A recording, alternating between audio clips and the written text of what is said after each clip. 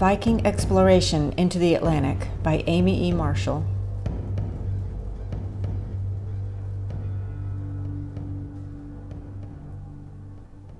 Who were the Vikings? What were their origins and destinations? Who were some notable Vikings? What kinds of tools and artwork did they make? What is their legacy? The Vikings were Germanic peoples from Scandinavia. They were called Norse, meaning north. This map shows the exploratory voyages taken by the Vikings, and the red numbers indicate the year the Vikings landed at that location. In 793, the Vikings land on what is now northern England. Soon after, in 795, they reached Ireland, and by 820, they are in Anglo-Saxon England. Author Thomas Benjamin states in his book, The Atlantic World, from the late 8th century, Norse or Northmen, Norwegians and Danes, maritime raiders, Vikings, looted and terrorized the coastal peoples of Ireland, Britain, France, and Spain.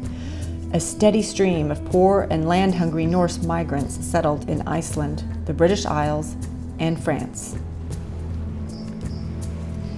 Beginning in the late 700s CE, the Vikings began leaving Scandinavia to explore and plunder the Atlantic world around them via ships they made themselves. Author Sorabella states, by 820, the Irish Annals of Ulster recorded similar occurrences.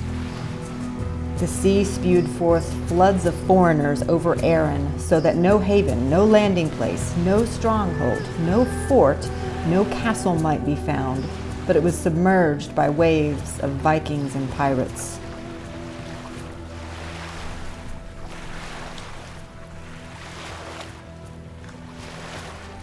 The first Viking raid came in 793 with a raid on a Christian church on the island of Lindisfarne, which means Holy Island, in what is now northern England.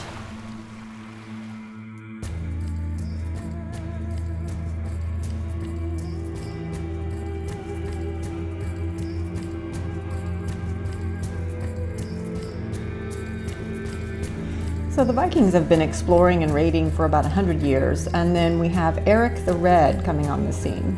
So Erik the Red's real name was Erik Thorvaldsson, and he got his nickname because he had red hair. He was born in Norway in around 950 CE. So during Erik's childhood, his parents were banished from Norway because his father killed a man in a feud, so the family had to move to Iceland.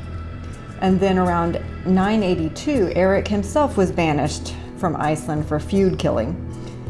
So Erik was the first to settle Greenland, and he named it. In 985 and 986, he made a second voyage from Iceland to Greenland with 25 ships.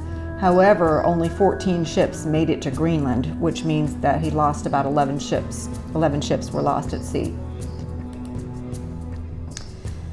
Erik's son, Leif Erikson, went on to explore America. We normally think of the Vikings as violent, unreasonable raiders who pillaged and plundered their way across the Atlantic. However, historian Sorabella, in her New York Metropolitan Art piece, disagrees with this assessment.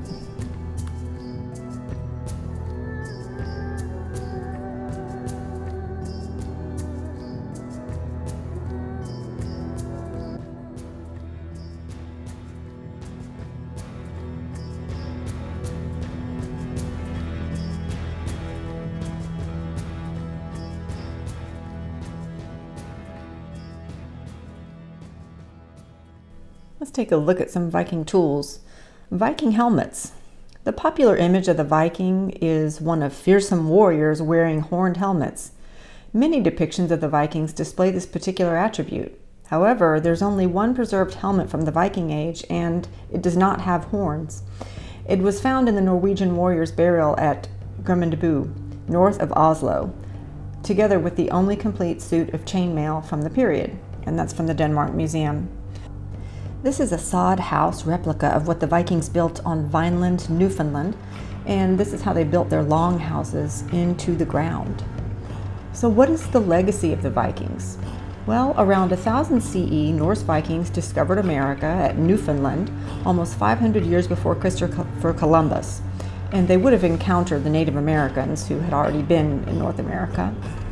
The children of Erik the Red, such as Leif Erikson, made an expedition of exploration and settlement from Greenland to Vinland, and these colonists built the base camp at what is known today as Lonsdale Meadows in the north coast of Newfoundland.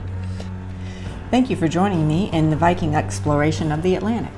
I'm Amy Marshall. Be sure and take the quiz at the end of the presentation, and have a great day.